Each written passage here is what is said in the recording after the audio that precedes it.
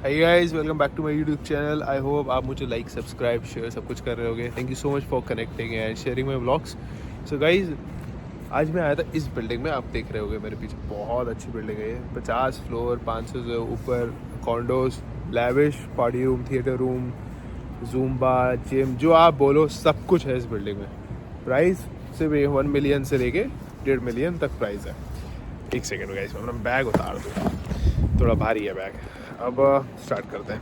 तो गाइस, हुआ क्या था, इस बिल्डिंग का मुझे अचानक से याद ऐसे आया कि जब मैं मॉर्गेज ले रहा था ना, तो मुझे मेरे मॉर्गेज एजेंट ने बताया था इस बिल्डिंग के बारे में कि डाउनटाउन में भी एक बिल्डिंग बनी है, बहुत अच्छी है और उसका ट्रांजिट स्कोर 100 है, वॉकिंग स्कोर भी ऑलमोस्ट 98 99 है। तो मतलब ट्रांजिट स्कोर मतलब कि यहीं पे पास में ही बस रुकती है, ट्रैम रुकती है, सब कुछ, आप कहीं भी जा सकते हो।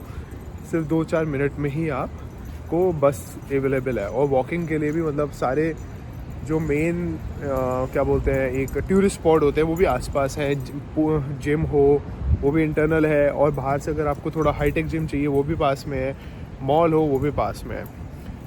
सो गाइज, अभी क्या हो रहा है ना, आज हम बात करने वाले हैं एक शॉकिंग रियलिटी के बारे में, जो बहुत लोगों को नहीं पता है, जो बहुत लोगों को अभी बिल्कुल आइडिया भी नहीं है कि ऐसा हो रहा है। तो हम आज उसके बारे में बात करेंगे, जिसमें एक आप ये बोल सकते हो, जो कनाडा के रियल एस्टेट एक्सपर्ट्स होते हैं ना, जो बहुत इन्वेस्ट करते हैं, बहुत रियल एस्टेट का बहुत हाई लेवल नॉलेज रखते हैं, वो भी शॉक्ड हो गए हैं।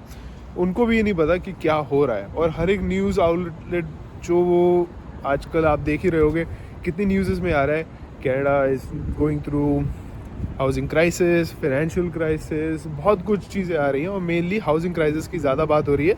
उसके चक्कर में इमिग्रेशन में भी स्टॉप लगाया जा रहा है कि लोग ना आए। उनको ये बोला जा रहा है कि यहाँ पे घर नहीं है रहने को, यहाँ पे सप्लाई नहीं है अभी बिल्कुल भी, और लोगों को बिल्कुल यहाँ पे घर नहीं मिल रहे रहने को, रेंट पे या ओन करने के लिए। तो इमिग्रेशन पे भी स्टॉप लगाया जा रहा है। बट आज हम बात करेंगे रियलिटी की, ठीक है। जो यहाँ पे कॉन्डोज है ना, आप मानोगे नहीं, 2-2 लाख, 2.5 लाख लॉस पे बिक रहे हैं इसी बिल्डिंग में ही। ये आप मेरे पीछे बिल्डिंग देख ही रहे होगे, बहुत खूबसूरत शानदार बिल्डिंग है। 1 मिलियन के मैं आपको स्क्रीनशॉट सब कुछ पोस्टेड है, जो बेच रहे हैं। एक 10-10 लाख डॉलर के घर 7 लाख, 7.5 लाख, 8 लाख डॉलर में बिक रहे हैं। आप शॉक हो जाओगे ये सब चीज़ें देख के। लोगों को 2-2 लाख, 2.5 लाख का नुकसान हो रहा है। लोग मॉर्गेज क्लियरेंस नहीं कर पा रहे हैं। इतने सारे अपार्टमेंट्स हैं, वो असाइनमेंट सेल, मतलब वो लॉस में ऑलरेडी मार्केट में है, क्योंकि वो मॉर्गेज के लिए क्लियर ही नहीं हो पा रहे हैं, वो EMIs नहीं निकल पा रहे हैं, कुछ बैंकरप्ट हो गए हैं, कुछ गवर्नमेंट के जो बैंक लोन देती है वो बैंकरप्सी में आ गए। तो अब ये एक रियलिटी है। लैंडलॉर्ड जो है, और बात करते हैं रेंट की, 27,000 इन्वेंट्री अभी तक खाली पड़ी है टोरंटो में, कॉन्डोज की, अपार्टमेंट्स की, जिसमें जो लैंडलॉर्ड्स हैं वो 2-2 महीने, 3-3 महीने का रेंट फ्री दे रहे हैं। मुझे खुद 2 महीने रेंट फ्री मिला था। मैंने जब नई न्यू लीज ली थी तो मेरे को मार्च का रेंट पे करना पड़ा था, फिर अप्रैल और मई का रेंट मैंने नहीं पे करा था। तो एक ये रियलिटी है जो किसी को नहीं पता। 2-2 महीने के रेंट फ्री दे रहे हैं। कुछ प्रेस्टो कार्ड जो मतलब TTC के कार्ड होते हैं, जो मतलब पब्लिक ट्रांसपोर्ट के कार्ड है, वो 5-5, 6-6 महीने तक का फ्री दे रहे हैं। कुछ फ्री वाईफाई दे रहे हैं। मेरा खुद फ्री वाईफाई है, 2 महीने रेंट फ्री मिला था, मुझे पार्किंग फ्री मिली थी। तो आप ये भी सोचो कि 6-6 महीने, 8-8 महीने तक पार्किंग फ्री दे रहे हैं, रेंट फ्री, TTC कार्ड, और भी गैस के कुछ पर्क्स हैं, कुछ प्रीपेड कार्ड्स दे रहे हैं। ऐसे ऐसे यहाँ पे चल रहा है। बहुत सारे डेवलपर्स प्रोजेक्ट्स अपने कैंसिल कर दे रहे हैं, बहुत सारे डेवलपर्स अपने प्रोजेक्ट्स कैंसिल कर दे रहे हैं। और इवन अभी जो कॉन्डो मार्केट है यहाँ का, कनाडा का, मैं लेट्स से अब GTA का ही ले लो। GTA में मतलब आता है टोरंटो, स्कारबरो, मिसिसागा, ब्रैम्पटन, ये 4-5 शहर बना के एक GTA बनाते हैं, ग्रेटर टोरंटो एरिया। जैसे दिल्ली में NCR है, वैसे सिर्फ 319 यूनिट्स बिके हैं पूरे साल में, सिर्फ 319। जहाँ एक टाइम था 2-2, 3-3 हज़ार यूनिट्स एक साल में बेचे जाते थे। तो आप सोचो, क्या ये हाउसिंग क्राइसिस है या एक अफोर्डेबिलिटी मेल्टडाउन है, जिसमें मीडिया कुछ ये नहीं दिखा रहा कि भाई यहाँ पे कितनी इन्वेंट्री खाली पड़ी हुई है, कितनी इन्वेंट्री। लोग बैंकरप्ट हो गए हैं, मतलब उनको पता ही नहीं कि उनके साथ क्या हो रहा है। आप ये देखो, टोरंटो कल्चर एक इंस्टाग्राम का पेज है, तो उसी ने ही कितना कुछ डाला है।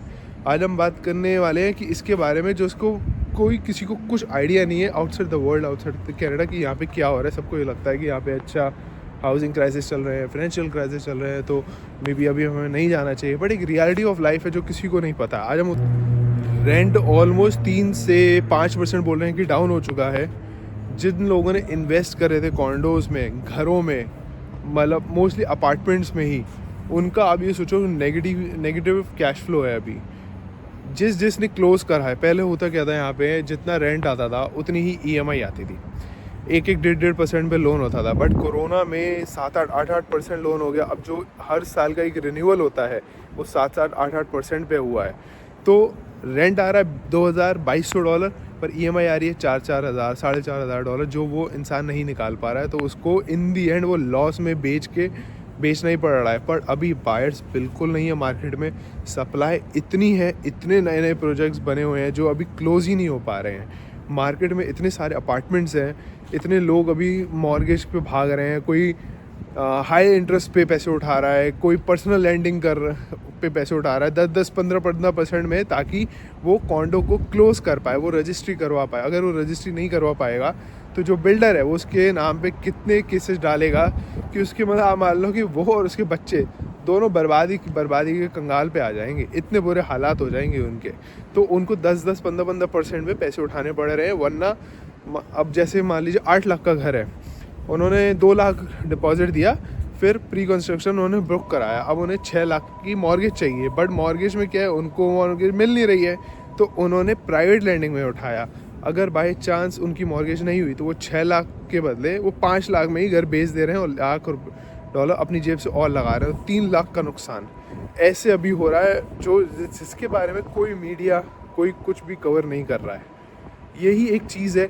बट नाम क्या दिया, हाउसिंग क्राइसिस चल रहा है कनाडा में। हाउसिंग क्राइसिस भाई कुछ नहीं चल रहा।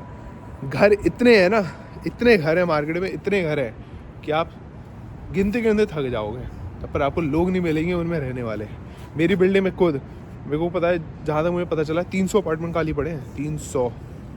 600 अपार्टमेंट की बिल्डिंग है वो, तो उसमें 300 तो खाली पड़े हुए हैं। उनका सोचो कितना नुकसान हो रहा होगा। आप ये सोचिए, अभी करंट सोर्सेज के हिसाब से जितना मुझे पता चला है, 32,000 अपार्टमेंट्स, 32,000 यूनिट्स अभी खाली पड़े हुए हैं। कितने तो प्रोजेक्ट्स कैंसिल हो गए हैं। मतलब in short, supply sky high है, सप्लाई बहुत ज़्यादा सप्लाई है, पर बायर्स ही नहीं है। कोई मार्केट में कोई बायर नहीं है, ख़रीदने वाला ही नहीं है। डेवलपर्स ने भी अभी रिएक्ट करना स्टार्ट कर दिया है। अभी तक 18 मेजर कॉन्डो प्रोजेक्ट्स कैंसिल हो चुके हैं। 4,000 यूनिट कंस्ट्रक्शन से पहले ही बंद हो गए। सोचिए, कंस्ट्रक्शन भी नहीं हुआ उनका, बट उनका एडवांस आ गया। अब उन्हें, जो डेवलपर्स हैं, उनको पैसा वापस करना पड़ रहा है। इवन इंटरेस्ट भी देना पड़ रहा है। और कुछ हैं जो बायर्स हैं, वो डेवलपर्स को सू कर दे रहे हैं क्योंकि उन्होंने हमारा पैसा लिया, अब वो पैसा काट के हमें दे रहे हैं। ऐसे मतलब ये सिचुएशन चली है जिसके बारे में कोई बात नहीं कर रहा है। ये इसका, आप ये बोल सकते हो, ये ऐसा बबल है जिसका ओपनली कोई नाम नहीं ले रहा है। ऐसा एक बबल है। तो आप, मतलब मुझे ये नहीं समझ आ रहा कि इसके बारे में कोई कुछ क्यों नहीं कवर कर रहा है। ये एक रियलिटी के बारे में कोई क्यों नहीं बात कर रहा है। सिर्फ नाम दिया जा रहा है हाउसिंग क्राइसिस। ये हाउसिंग क्राइसिस नहीं है भाई। ये बस ये है कि रियलिटी छुपाना, रियलिटी के से भागना, और यहाँ पे बस एक नाम दे देना कि अच्छा अभी कंट्री आपकी सफ़र कर रही है ना, तो चलो हाउसिंग पे डाल देते हैं, इमिग्रेशन पे डाल देते हैं। यहाँ पे ये कंट्री इतनी इमिग्रेशन पे डिपेंडेंट हो गई है, इतनी ज़्यादा इमिग्रेशन पे डिपेंडेंट हो गई है कि कल को अगर गवर्नमेंट कोई भी एक नया रूल ले आता है ना कि कल से स्टूडेंट आना बंद, आप मानोगे नहीं, यहाँ पे सबसे पहले कोलैप्स पता है क्या करता है, रियल एस्टेट मार्केट इतना ज़्यादा कोलैप्स करता है। तो ये मैं समझ सकता हूँ, ये क्योंकि इसके थ्रू मैं गुजरा हूँ, तो मैं इस बारे में सच में बता सकता हूँ कि रियल एस्टेट का कोलैप्स कैसे होता है। अभी मैं एक रियल्टर के साथ सोच रहा था एक ब्लॉग बनाऊँ, तो वो आपको और अच्छे से समझा पाएंगे इंटरेस्ट रेट यहाँ पे कैसे चलता है और इमिग्रेशन यहाँ की इकनॉमी कैसे ड्राइव करता है। अभी बहुत सारे क्या बोलते हैं वो चल रहे हैं, बहुत सारे आजकल कि लोग वहाँ पार्कों में बैठ जा रहे हैं कि इमिग्रेशन रोको, लोगों को मत बुलाओ, इमिग्रेंट्स को निकालो। बट गवर्नमेंट को भी पता है अगर यहाँ पे इमिग्रेंट्स निकल गए ना तो एक कंट्री कोलैप्स हो जाएगी, मतलब ऐसे हालात हो जाएंगे। मैं बस यही इन्फॉर्मेशन देना चाहता था क्योंकि मैं आज बहुत वो था, दुखी सा था कि ये हाउसिंग क्राइसिस का नाम क्यों दिया जा रहा है, एक रियलिटी क्यों छुपाई जा रही है। तो आई होप आपको ये ब्लॉग पसंद आया हो। अगर पसंद आया हो please give me a thumbs up. अगर आपको कुछ भी आपको लगता है आप अपना ओपिनियन देना चाहते हो तो प्लीज़ दीजिए, feel free to let me know. और thank you so much for liking subscribing. अब एक जॉइंट फैमिली हो चुके हैं। अब मैं व्लॉग के साथ साथ एक इन्फॉर्मेशन वीडियोस भी बनाया करूँगा आपके लिए, ताकि आपको पता चले कि यहाँ पे क्या हो रहा है। आप सिर्फ न्यूज़ पे ना जाएं, एक रियलिटी ऑफ लाइफ पे जाएं, आपको पता चले कि यहाँ पे हो क्या रहा है एक्चुअली, और जो यहाँ पे रह रहे हैं उनके साथ क्या हो रहा है। Thank you so much guys.